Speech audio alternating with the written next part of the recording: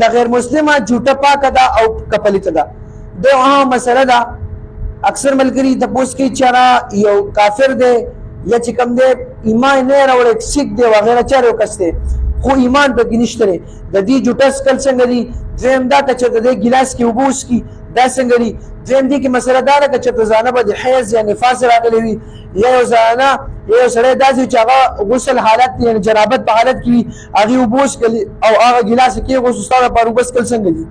د محترمو څومره فتاوي چې هغې دغه مسله ذکر کړې ده که چېرته یو ملګري د کافر جوټه استعمال کړه یا کافر اوبه څښلې هغه ګیلاس کې اوبه څه پاتې شوي او تا وڅښلې نو بیا به دلته ګورې که چېرته د کافر خوله صفا وه او دغه ټایم کې د شراب نه وڅښلي که نه پته لګي بیا که چېرته تا ته پته لګېده چې دا خوله صفا ده مثال طور باندې ظاهري صفا ده شراب یې نه څښلي که تا هغه ګیلاس کې اوبه وڅښلې یا هغې نه پاتې شو هغه دې وڅښلې دا خو جایز دی صحیح ده خو دا د اسلام او د فطرت چې کوم دی لرې ده صحیح ده جي چې سړی ونه څښي بهتره ده. دویم دا